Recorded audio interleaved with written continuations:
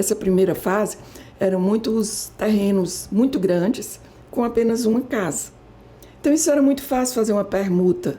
Né? Diferente, por exemplo, ali mais perto do centro, ou no próprio centro, para você construir um novo edifício lá, você tem que ter uma negociação com 4, 5, 6 proprietários. Sim, verdade. Né? Então, isso favoreceu, porque a gente vê nessa época, então, aí no bairro do Aldeota, muitas casas que eram apenas uma casa numa quadra, como o Center 1, o Del Passeio. É a casa e A Casa Blanca era uma casa, ali era a casa do Emílio Ari, casa do Fernando Macedo, casa do Raimundo Oliveira, tudo eram quadras inteiras com apenas uma casa.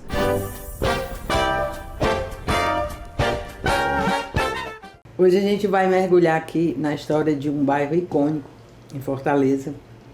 E para nos conduzir nessa viagem, assim, através do tempo, a gente recebe uma convidada ilustre, queridíssima, que é a professora Beatriz Diógenes.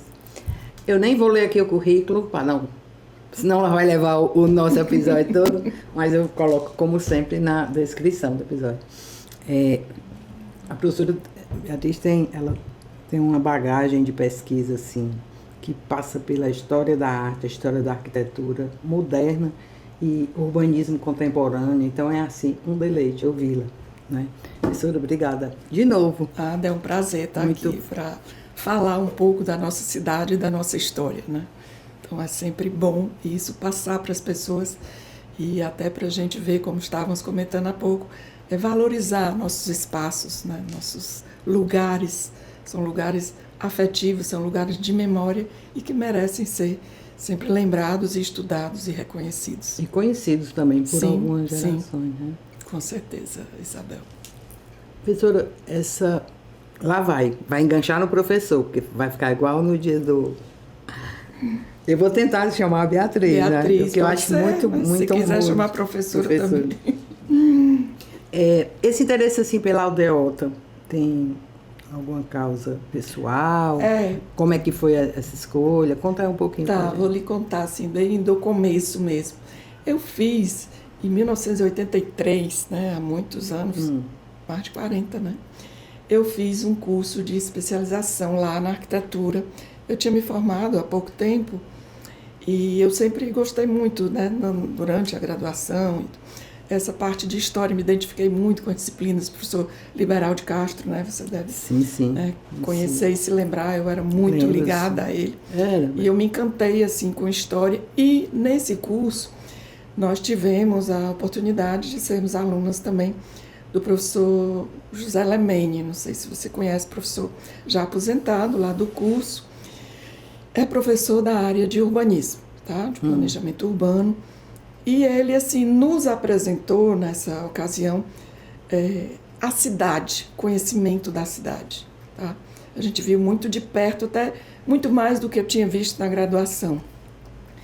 Como era a cidade, nós fizemos trabalho no centro e fizemos trabalho também.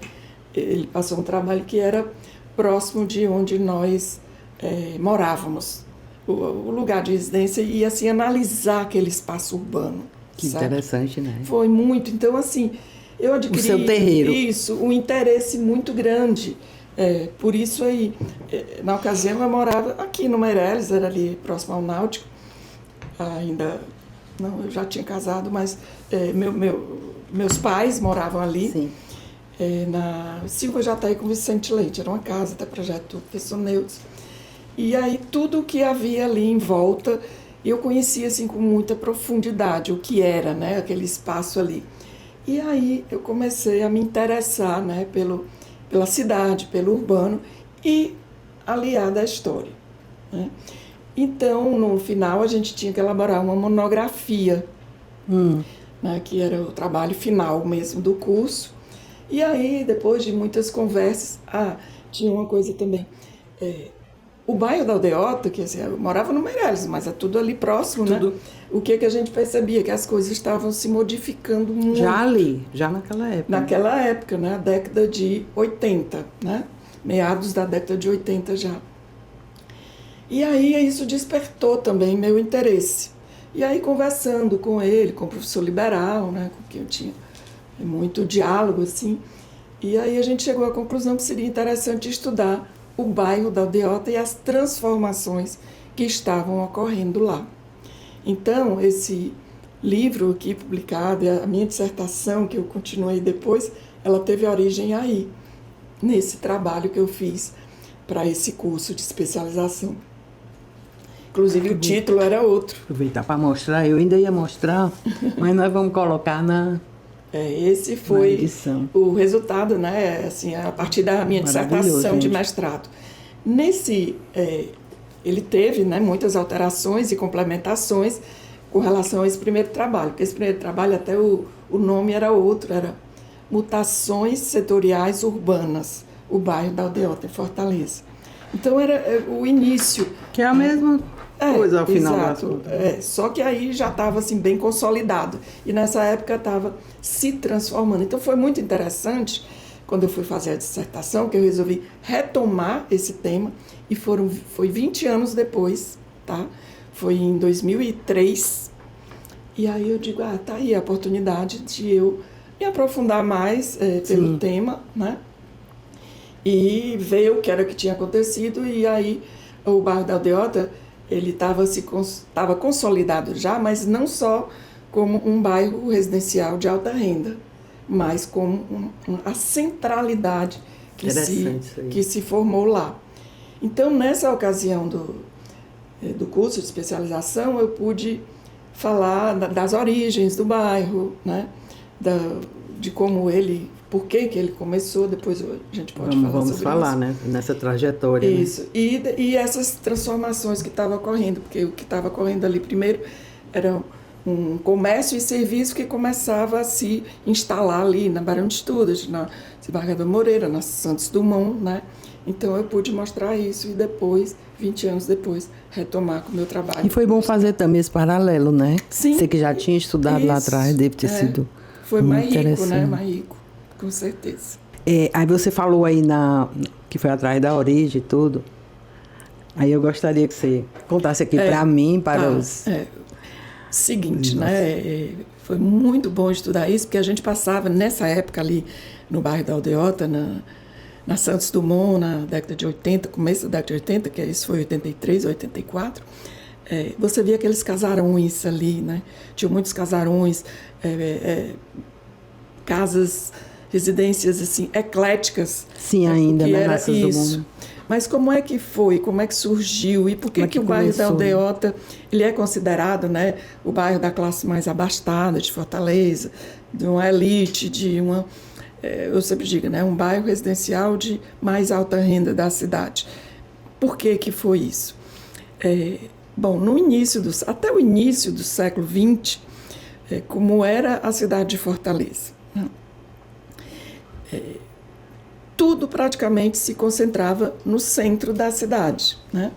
Tinha essa parte, claro, de comércio e serviço, e a parte também institucional, né? Todas as sedes dos poderes, né? Lá na Assembleia Legislativa, a sede do governo estadual, né? O executivo, tudo era ali, o fórum, era tudo no centro. E aí começou, e residencial também, as pessoas moravam ali. É claro que tinha ainda outros bairros que estavam começando, São Gerardo, ali perto da Bezerra de Menezes, o Benfica também tinha alguma coisa. Eu mostro aqui que era muito em relação os caminhos que iam para o interior, as estradas, né? Que era ali, que hoje corresponde a Bezerra de Menezes, ali Joaquim Távora, que pega a BR-116, a Ronches, e o outro... Ali da João Pessoa, né? Que é do Benfica, né? Benfica, que ali, João Pessoa, Benfica, que vai para ali... Parangaba, depois Maracanaú, que é outro, né? Ainda não era muito claro essa última estrada aqui, que era, que eu chamo o setor sudeste, que eu especifico bem aqui, sim. Mas era na direção do leste das praias, ali ainda era muito... desocupado, não tinha grande desenvolvimento ali. Então a ocupação era muito rarefeita, as pessoas preferiam ficar no centro. Mas, com o desenvolvimento do centro, o surgimento, o crescimento de comércio e serviço, as pessoas começaram a ficar incomodadas, né, com burburinho e quiseram se isolar a parte de moradia, de residências. Então, como eu digo, esses bairros, né, Benfica, Joaquim Távora, São Gerardo, né, começaram a aumentar mais e essas pessoas que moravam no centro, principalmente, foram para o Jacarecanga. Jacarecanga se diz que foi o primeiro bairro elegante da cidade. Então, ficou por alguns anos, né, as primeiras décadas do século XX, década de 10, de 20, era lá. Aí começou a aparecer as indústrias lá. Né? As indústrias se instalaram ali, Francisco Sá, ali nas imediações da praça ali do Liceu e tudo. E aí o que aconteceu? Aí houve outro incômodo, né? As pessoas, não quero morar perto da indústria. Eram as vilas operárias. Barulho também, né? O trânsito aumentou. Isso. Então, onde é que a gente vai? E aí, o que tinha? Havia uma dificuldade muito grande para essa área aqui do leste, né? Para a ocupação dessa área do leste. Qual era? A existência do Riacho Pajeú. O Riacho Pajeú era um impedimento para essa expansão do centro da cidade para cá. Eu vi isso. Mas por que ele era... Porque não tinha... Não tinha como atravessar? Era assim... Como atravessar? Era um impedimento. Aí, só depois, com obras que foram feitas, pontes e tudo assim, e aí pôde transpor. E aí começou, né? O Colégio Militar, Colégio da Imaculada primeiro, né? O Colégio Militar, o Cristo Rei. Então, começou ali naquele início da Avenida Santos Dumont. Então, eu sempre digo e falo aí que a Avenida Santos Dumont, ela foi um vetor de expansão para o surgimento do bairro da Aldeota. Aí se chamava, né, era a Aldeota, né, na verdade, primeiro era Outeiro, né, que ia até quase ali o Seminário da Prainha, toda essa área que era depois do Riacho Pajeú. Mas era muito ainda restrito e era um areal enorme. Eu me lembro muito, o professor Liberal dizia que o Aldeota era um lugar que as pessoas queriam estar e quem tinha mais posses, porque era um lugar mais agradável. Ele dizia assim, é onde o vento passa primeiro, porque vem da nascente do mar, da nascente. Então o bairro da Aldeota começou a despertar o interesse, né, das pessoas. E aí começaram os loteamentos ali. Só tinha praticamente a Santos Dumont e uma via de um lado, uma via do outro paralela, e as que começaram ali a partir da área ali do Colégio da Imaculada e Colégio Militar, foram sendo aos poucos, as quadras lindeiras foram sendo ocupadas, mas sempre a Santos Dumont ia na frente, até como porque vetor, também, como era o caminho do bonde, que se dizia, tinha era o vetor mesmo. E é interessante que a gente vê nos mapas, ao longo do tempo, como é que isso foi. A Santos Dumont ocupada, essas quadras eram pontilhadas, né? E aí essa ocupação foi sendo muito aos poucos. Mas até, vamos dizer assim, 1930, 1940, que eu digo que é a primeira fase, começou 20, 30, 40, é a primeira fase da ocupação do bairro da Aldeota, que vai até ali, Carlos Vasconcelos, até um pouco o Barão de Studart, mas muito pouco mesmo. Mas já era assim loteado? Loteado. Já era loteado, né? Só não tinha... não tinha assim, chácaras. Pronto, sítios. tinha chácaras, porque o que acontecia?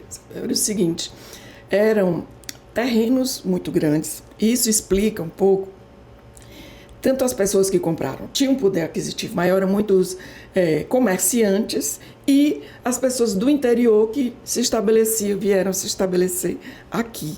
Tá? E aí compravam muitas vezes quadras inteiras.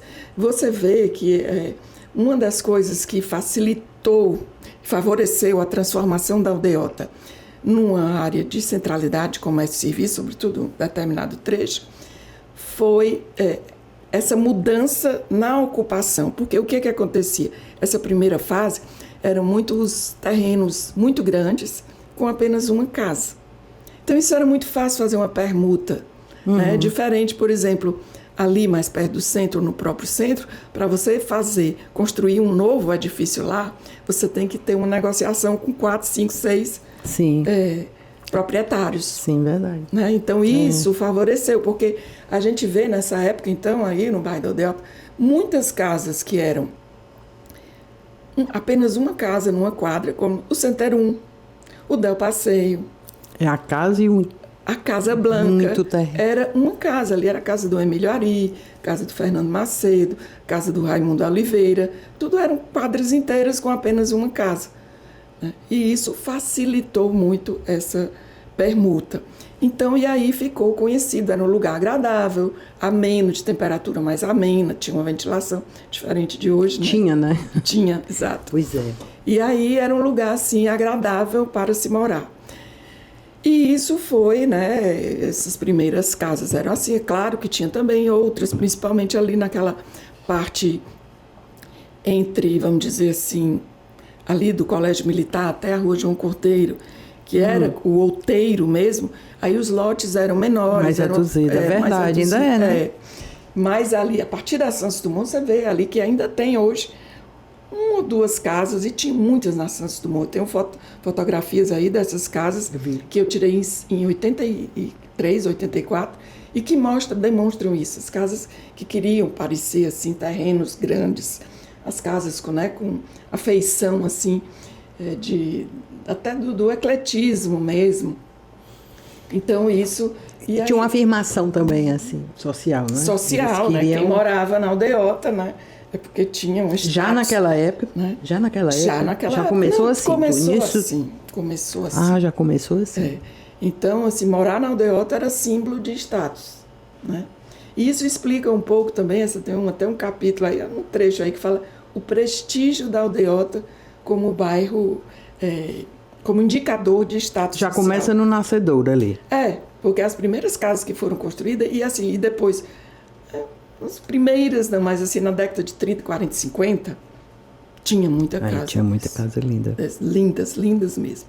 E que foram todas demolidas. Todas, são pouquíssimas, né? Você sai contando. Não, hoje praticamente não tem. Tem uma ou outra, assim, curiosamente preservada, em uso. Uma que é da esquina com o São João, que era o ginásio São João. Sim. Uma casa de esquina. Cada vez que eu paro...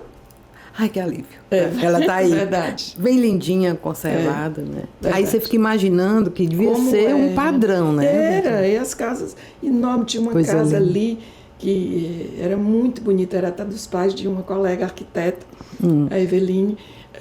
Era Carlos Vasconcelos com Santos Dumont. Linda casa recuada, assim. Muito bonita. Tinha umas tão lindas. Né? Então, assim... E do dia para a noite, às vezes, você olha... Era um lugar muito agradável de morar. E eu digo assim, até a década de 70, começo da década de 70, até 1972, a Aldeota era toda um bairro residencial de alta renda e de volumetria horizontal. Não tinha prédios.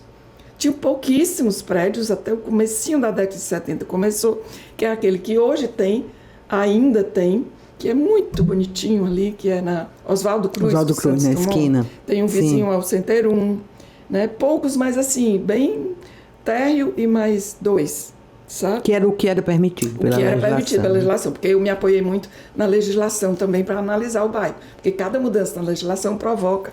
Uma mudança na ocupação e no índice de aproveitamento, que faz com que a verticalização mude e a ocupação também, e o uso, importante isso, o uso.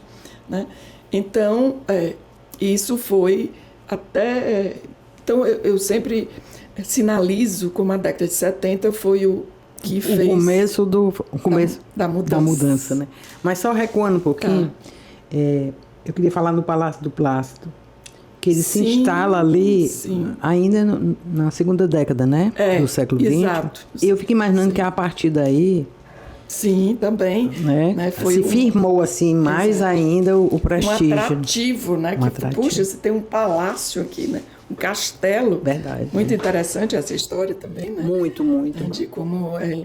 E isso, realmente, você tem toda a razão.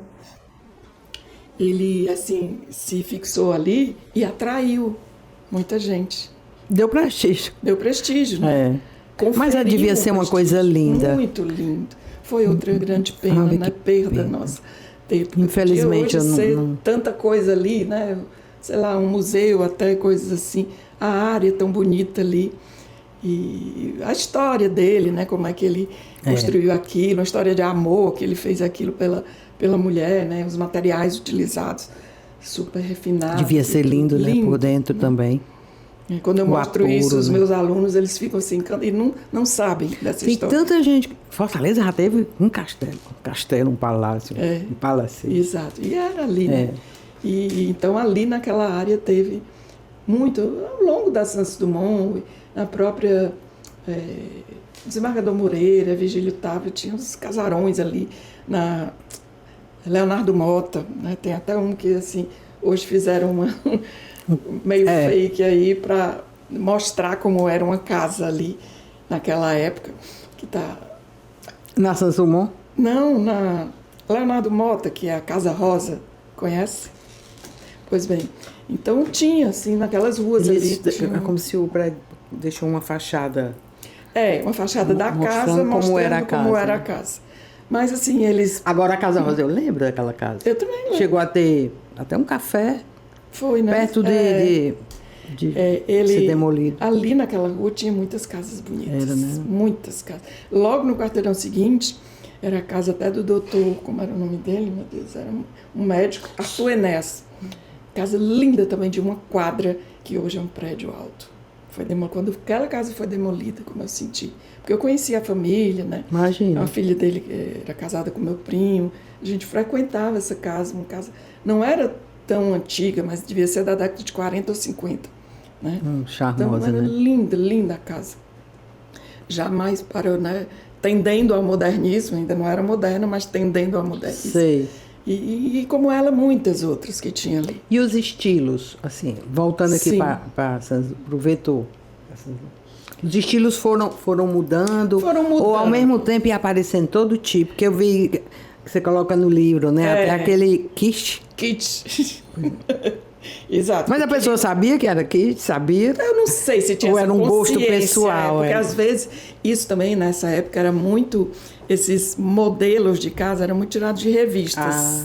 Por exemplo, não tem uma que ainda hoje tem, estilo E o Vento Levou, que é o tribunal. Sim. Não demoliram, né? Porque justamente é o tribunal. Né? Mas é um testemunho de uma época, né?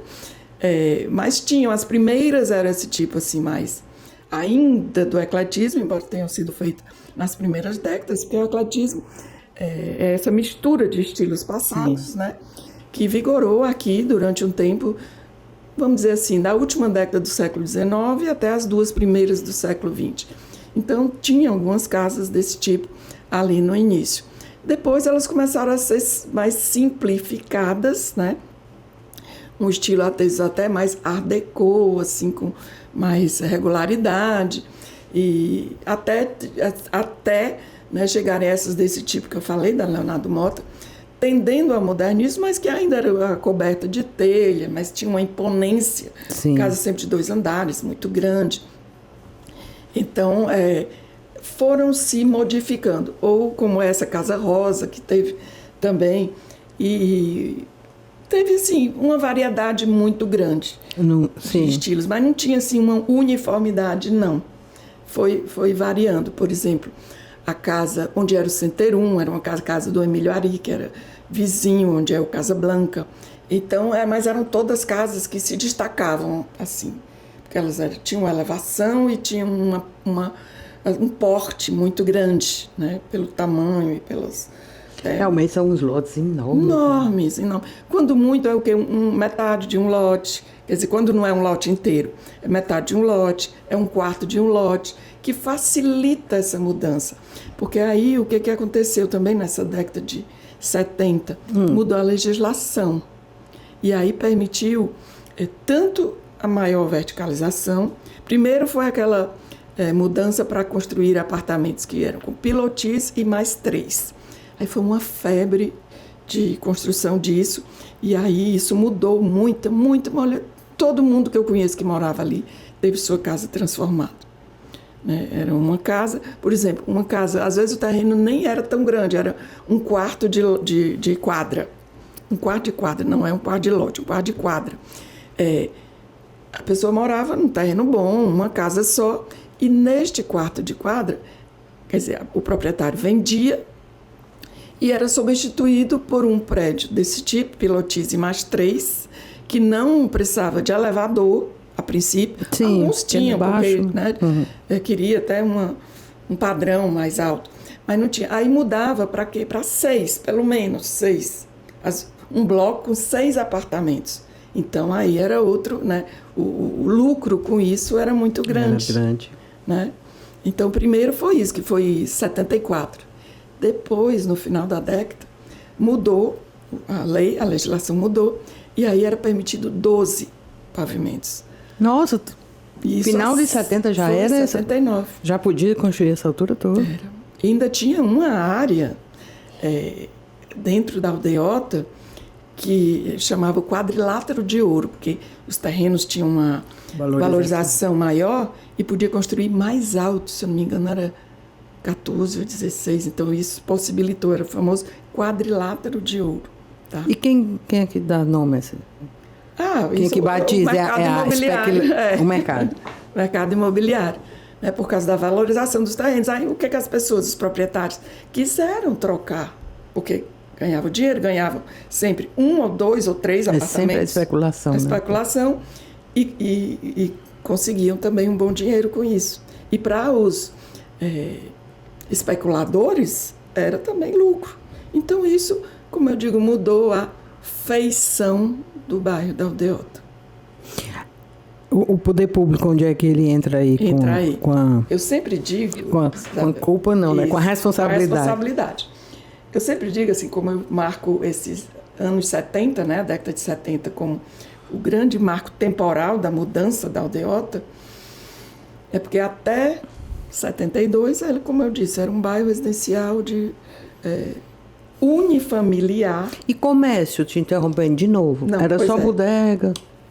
Era esse comércio assim mesmo, era uma padaria ali, lá, uma farmácia, mas muito, muito, muito pouco, tá? Não tinha comércio, era estritamente residencial, unifamiliar, tá? E de volumetria horizontal, não tinha nada.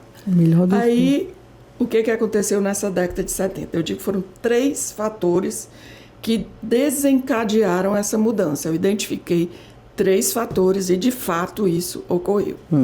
Primeiro, já falamos aqui da legislação urbana, tanto de 74 como de 79, que possibilitou tanto a verticalização como a mudança de uso. Então, eram chamados corredores de atividades, como a Santos Dumont, como a Desembargador Moreira, como a Barão de Studat, como a Vigílio Távora. Dom Luiz não entrava nesse corredor ainda?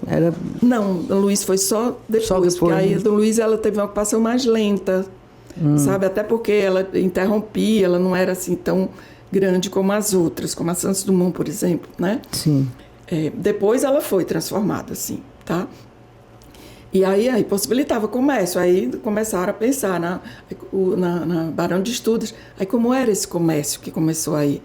Era a transformação de residências em boutiques, em lojas, né, de uma sapataria, teve a Esquisita ali na que eu acho tão charmoso, né? Não, tem algumas ainda na Barão de Studat. É muito mais charmoso, né? Quando eles aproveitam. Das residências. Sim, então foi a legislação urbana. A outra coisa, que aí eu entro onde você diz, o poder público. O que foi que aconteceu? As instituições públicas que eram no centro vieram para a Aldeota, ou Zona Leste. Primeiro que foi o sede do Poder Executivo. Veio, não é propriamente a Aldeota, mas é aqui, né, na Zona Leste, que é o Palácio do Governo, que foi um prédio moderno, imponente, projeto Sérgio Bernardes. Na hora que veio, né, o governo do estado para a Aldeota, todas as secretarias de governo vieram para cá. Aí começaram a ocupar essas casas, não as maiores, mas as casas médias, que eram as secretarias. Na Santos Dumont era cheio delas. Então, isso foi um fator que provocou uma mudança, um fluxo maior das pessoas que vinham, né, para as secretarias, para o palácio e tudo. Segundo fator. Por que? Eu sei que isso é muito pessoal, essa pergunta. Por que eles resolveram sair do centro? Qual era a alegativa? Sair de perto do povo? Porque estava... Olha, isso também era uma coisa que estava acontecendo em praticamente todas as cidades. Segue uma tendência, né? É uma tendência nacional. As capitais, né, tinham os novos centros, os bairros assim mais elitizados. Então, essa coisa queria acompanhar isso, ficar mais perto. O que não é tão nem recomendável. Exatamente. Mas, enfim, isso aconteceu e desencadeou isso, né? Muitas secretarias e outras. Depois veio a Assembleia Legislativa, né? Depois o Fórum foi para lá. Então, esvaziou essa área até cívica também, do centro, que não tem mais. Né? Depois voltou a prefeitura, só voltou prefeitura, pra lá, né? Que primeiro foi, na época do Juraci Magalhães, foi para outro lugar. Mas voltou, felizmente, voltou para lá. Um prédio muito bonito. Tem um projeto de colocar a câmera lá no lugar do hotel? Mas tá difícil. Eu acho que isso não vai acontecer, não. Depois eu te digo. Era uma forma de dar uma revitalizada de ali. Atrair a população para lá, né? Era. Sim, então, primeiro, legislação. Segundo, o poder público, né? A transferência da sede do governo estadual para a Aldeota, quer dizer, como eu digo, não é propriamente Aldeota, mas no fim, Meireles e Aldeota ficam muito próximos, que tem muitas coisas semelhantes, né? Mas existe vou falar disso depois, da delimitação do bairro, tá? Sim.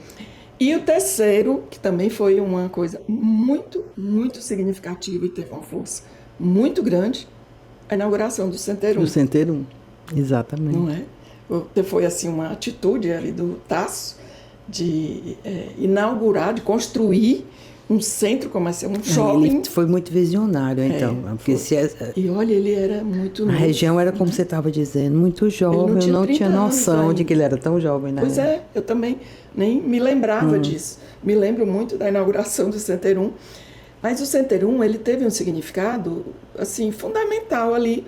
Porque o que aconteceu? Ali se tornou o foco do centro da Aldeota. Santos Dumont com o desembargador Moreira. Tudo ali começou a mudar por causa do Center 1. As lojas, se lembra da Casa Pio, que era uma casa, né, também atrás. Atrás do Center 1. Todas aquelas casas ali, era BD Esportes, ali, várias coisas que chegaram ali junto para aproveitar aquele público que frequentava o Center 1. E aí pronto, não teve mais volta. Né? Aí as casas começaram a ser demolidas para se construir, vários shoppings foram construídos. E também, mais uma vez, né, o pessoal da alta renda incomodou-se, porque imagino uma coisa que era super tranquila e... Foi, aí, né, até tem isso. Para onde foram essas pessoas? Aí que eu digo, foram ou ali para a parte do, hoje, bairro Edson Queiroz, a gente chamava Água Fria antes. Ou para o apartamento. Ou para uma cobertura do apartamento ou para beira-mar. Sempre no sentido de se isolar, né, de alguma forma. Sim.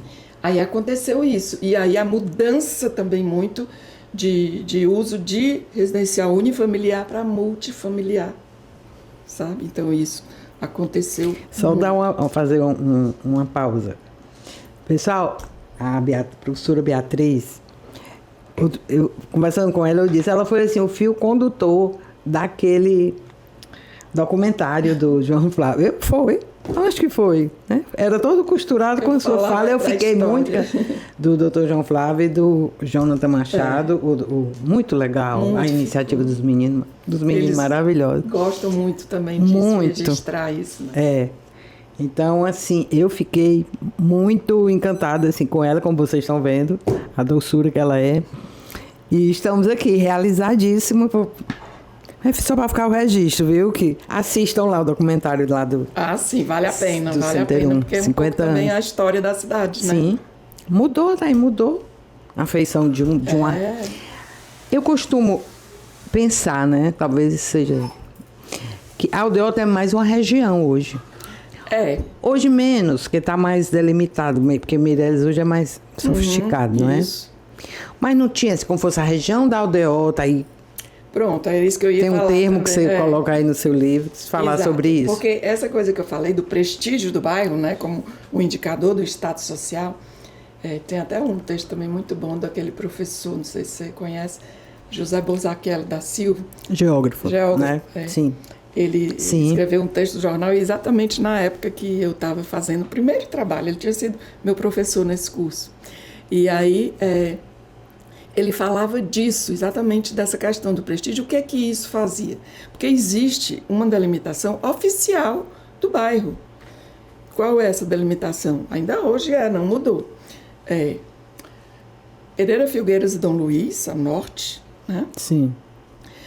Ao sul, não é Antônio Salles, todo mundo pensa que mas não é, a Padre Valdivino. Tá? Então ainda é um pouco antes, né? Um pouco, um quarteirão. Ali já é a estância, né? Dionísio Torres. Né? Hoje é Dionísio Torres. Ali a oeste para o centro a João Cordeiro, o João Cordeiro. E do outro lado aqui, a leste, o trilho do trem e Sim. Padre Antônio do Maio? Não, aquela rua, Frei Mansueto. O trilho do trem é Frei Mansueto. Então, esse é a delimitação oficial do bairro Aldeota. Mas todo mundo queria morar na Aldeota. Aí começaram a surgir, pelo mercado imobiliário, né, os outros bairros. O que era? Aldeota Sul, Nova Aldeota, que era o quê? Era o Papicu, era a estância na época, né? Que hoje ali era como fosse Nova Aldeota. Aldeota Sul é o que? O Papicu. Exato. Ou ali mais... Era um marketing, né? Isso, uma ideia de marketing. Por causa da força que tinha a Aldeota, porque quem morava na Aldeota, né? Uhum. Então, isso foi um fator interessante. Hoje não tem mais tanto isso como você fala, né? Não tem... muito isso, e depois de tanta transformação que teve, é claro que ele ainda conserva, né, muito da sua força, do seu status, da sua importância, mas não é mais como era antes, até a década de 70, 80, 90. Então isso era muito forte nessa época, né? E interessante também a ligação que tem com o Meireles, que é mais ou menos o mesmo público. Quase a mesma coisa. Mas assim, o Meireles, assim, aliás, também está mudando, né? Depois que a Dom Luiz também se transformou num corredor, né? Antes corredor de atividades, ficou muito comercial. Se você for ver hoje, existem apenas 3 residências na Dom Luiz. 3. Nossa, restante. Não é ali junto do Shopping Avenida, na Shopping esquina. Avenida, exato, né? Que é daquele grupo da clínica, né? Trajano Almeida. Mas tem uma residência mesmo na esquina. E é do grupo ali? Dos pais que eram ali. Hoje eu não sei, mas ela ainda está lá, né? E tem do comandante da 10ª região, ali esquina com a Leonardo Mota. E tem verdade, ali tem mas o resto, muito bem cuidado. Tudo, ou comercial ou serviço. Tem muitos edifícios lá, shoppings, né? Então ela teve um dinamismo muito grande. Eu me lembro quando eu estava fazendo a minha dissertação da Aldeota, né, no começo da década de 2000, no início de 2000, tinha uma professora de São Paulo que veio aqui, que era professora nossa. E aí eu levei para ela conhecer o bairro, expliquei. Ela ficou impressionada com a quantidade de shoppings que tinha numa área muito pequena ali da Aldeota. Era uma avenida, era o Aldeota, o Del Passeio, o Centerum, o Pátio Dom Luiz, que ia ser inaugurado logo, né? E fora os open malls, né? E fora os open malls, que era uma maravilha, aquele padrão quase... assim, que hoje praticamente não tem mais. O único que ainda tem é o Bougainville, enquanto o proprietário está só aguardando uma proposta boa ali. Com certeza, é uma valorizar. Pena, porque quantos... E o Aldeota. E tem o open mall da Aldeota, da Aldeota. Né? Mas eu até fiz um trabalho sobre isso, falando desse tipo de shopping nosso, super que é adequado, muito apropriado para nosso clima, né, de encontro, de arborizado, é uma coisa assim que é lamentável que tenha se perdido isso. Então, a gente tem que ver aí, né, nesse meu trabalho, eu faço também umas propostas, porque ainda tem uma casa também muito grande ali na Santos Dumont com Virgílio Távora. Bom, aquele terreno ali... Santos Dumont com Virgílio Távora. Tem aquele terreno maravilhoso que era do Tássio e que foi posto abaixo, agora está começando a construir, né? Mas do lado, quer dizer, em frente... Tem uma residência, né? Tem uma residência, aí eu propunha assim, se aquilo fosse aberto, fosse uma praça ali, tivesse uma edificação cultural. Era outra coisa. E outra era um respiro nessa poluição, nesse calor. Nós isso também para ali, do Benedito Macedo, sim, né, que também era um lugar lindo, se fosse um equipamento cultural, né, e aberto. Mantido o jardim, que era lindo, né? Agora a gente tem que... Eu acho bom porque eu não estou sozinha nas angústias, a cada prédio, a cada demolição, né? Então, assim, a cidade anda, né? E a gente tem que fazer, nosso trabalho é esse. A gente que gosta é divulgar isso, é mostrar, é ver os aspectos positivos, né, que tinha e que ainda tem em determinada medida, né, o bairro, e que o que é que isso pode se conservar ou permanecer para que a gente tenha uma outra qualidade que permita o andar a pé, que aqui é muito difícil, não se tem muito isso e que é tão desejável. Tem um clima, né, também, que não favorece, mas aí... E outra coisa, Isabel, que é, assim, condenável, que eu me bato por isso sempre, são as calçadas, os passeios. Estreitos esburacados. Assim, irregulares, total. Às vezes tem até degraus, coisas assim. Interessante que se você for ler crônicas da Fortaleza Antiga, lá para o início do século, parece que é uma marca assim, de Fortaleza, ter calçadas estreitas, ruins. Você vai para aí, né? O bairro quando a gente morou em São Paulo para fazer até o doutorado, mestrado também, a gente ia o bairro de Higienópolis. Como é agradável. Andar ali, ainda né? Tem coisas, né, de época, assim, calçadas largas, sombreados. Cuidados das calçadas. Né? Então, aqui, infelizmente, a gente conta com isso, que eu acho, assim, uma pena mesmo, que a cidade... Se cuida das calçadas. Queria que houvesse, assim, uma... E sabe o quê? Que eu não entendo. Arborização. Sim! Depois que tiraram as árvores da Santos Dumont e da Dom Luiz, que crime que foi cometido ali. Que, meu Deus do céu, ficou assim uma clareira, assim, um negócio. Incentivar o andar a pé. São coisas, mas a gente não desiste. Mas só complementando a história do Nova Aldeota, o termo que você coloca na aldeotização. Isso é verdade. Eu achei muito bom assim, a criação desse... É um fenômeno, né? Isso é um fenômeno que ocorreu aí. A aldeotização de Fortaleza, porque ele sempre teve essa aura de prestígio na cidade. Interessante. Então, aí quando entra o marketing, isso aí, foi fantástico, essa sacada. Beatriz, a gente percebe agora, de novo, nós leigos, que todo esse movimento que ocorreu, e que você citou, indo para o sul agora. Sim. É como se a cidade tivesse a elite, assim, o povo, né, se afastando, indo lá para a Zona Sul. Será que vai acontecer o mesmo fenômeno? Deixa eu lhe falar uma coisa. Quando eu terminei o mestrado, né, a dissertação pronta e tudo, eu estudei aquilo ali. E aí, eu conversando com o meu orientador, na época, até com essa professora que teve aqui, 2 anos depois, 3 anos depois, foi em 2008, nós começamos o doutorado. E o que é que eu vou estudar no doutorado? Eu queria alguma coisa nesse sentido, que falasse de história e também da cidade. E aí também chegamos à conclusão, ela me falou, me lembro bem, se você estudou aldeota, o que está acontecendo agora? E era um pouco isso daí. Aí eu digo, vamos estudar a expansão de Fortaleza. E aí eu comecei a estudar a expansão de Fortaleza, como é que ela estava se expandindo, e aí eu falei dos 4 caminhos que a expansão da metrópole agora, né, depois da década de 70, Fortaleza se transformou numa metrópole, como era que isso estava acontecendo, sempre desde os primórdios, essa ocupação vai por esses caminhos, né, esses 4, e que aí já tinha surgido o outro, que eu chamo o setor sudeste. Porque é leste, porque vai para as praias do leste, mas também vai para o sul, né? Então eu chamo o setor sudeste. É mais adequado, de fato.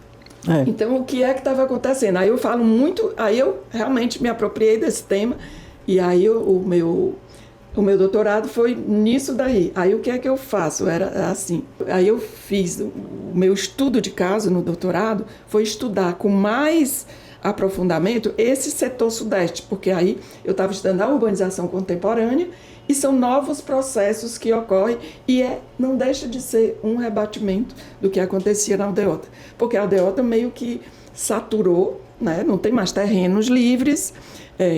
Essa população queria ou morar, e lá tinha terrenos grandes, livres, morar ali isolada. E também uma casa, né? Como é que chama? Unifamiliar, né? Sim, que aqui não é mais possível. Não é mais possível, não tem. E outra, às vezes eram, em termos de comércio e serviços, grandes equipamentos que também não tinham estacionamento mais aqui.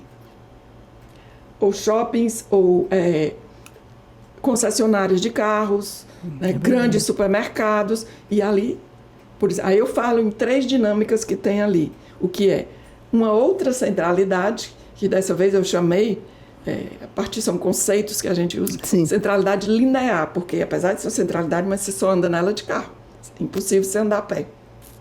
É mesmo. Então aí depois, o que é um fenômeno também que está ocorrendo... que você está falando na Oeste Soares, né? Oeste Soares, que é esse caminho, né? Sim. Esse eixo, né? E esse eixo que foi transformado numa CE, é a CE 040, né?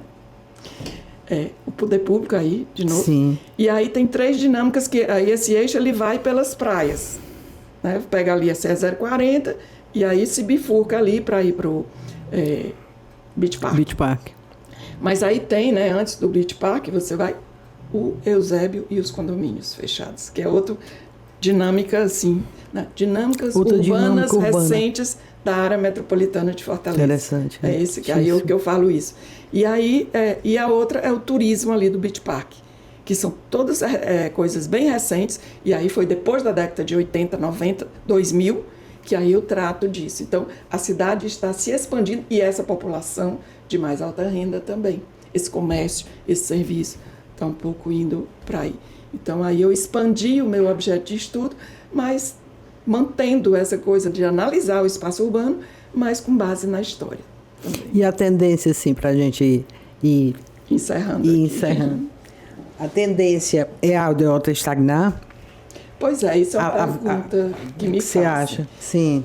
Às vezes, assim, eu não tenho uma resposta pronta para te dar.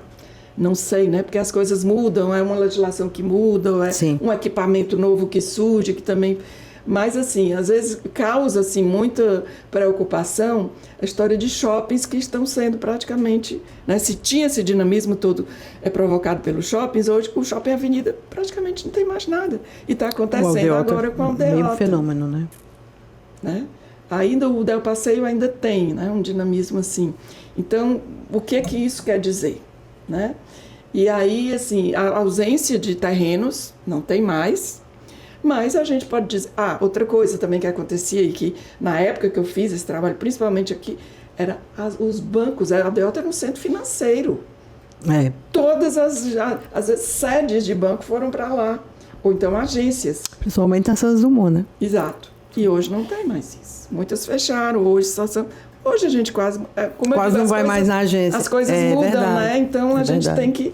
Eu acho que ainda requer um tempo para a gente ver, mas eu acho que ainda tem um dinamismo grande, né? Mas daqui a 10, 20 anos é esperar para ver. O que é que vai acontecer, O que vai acontecer, né? Maravilha. Não sei se eu esqueci. Só assim para ilustrar, gente. Ilustrar não, isso aqui é importantíssimo. Professora Beatriz, com a autora desse livro lindo. Ela e eu. Professor Romeu. E professor Romeu. Aí tá aqui seu autógrafo, viu? Da noite. Foi mesmo, é verdade. E que está prometido, ela prometeu também agora, que eu vou trazer os 2 para a gente conversar só sobre esse livro. Maravilhoso. E aqui só para ilustrar, dica de livro, adoro dar dica de livro, sabe? Sim. Lá no meu Instagram. Muito Quem interessante. Quiser conhecer, gente, esse Aldeota do Jader de Carvalho, que é o pai do Cid Carvalho. Esse livro causou... E ele é bem citado aqui, né? E ele é, inclusive, citado nesse livro. Causou... Foi um escândalo silenciado. Abafaram, né? A imprensa mesmo, pouco divulgou. Aldeota do Jader de Carvalho. Tá aí, ó, fica aí a dica. Professora, obrigada. Agradei, amei. Aí da cidade da Nossa Aldeota, Senhora, do bairro, eu viajei. Né, que eu gosto muito desse tema, é um tema muito querido para mim. E eu queria que as pessoas, né, conhecessem mais. Né? Nossa, foi maravilhoso. Também agradeço, viu? Isabel, a oportunidade de poder falar isso. Obrigada. Gente, vocês gostaram desse episódio? Comentem aí, né, fatos vividos na aldeota, né? Complementem aí o que a gente conversou. Curta e compartilhe. Não, mas tem que falar, porque funciona. Né? Agradecer aí vocês que seguem e que estão sempre dando apoio, tá? E até a próxima.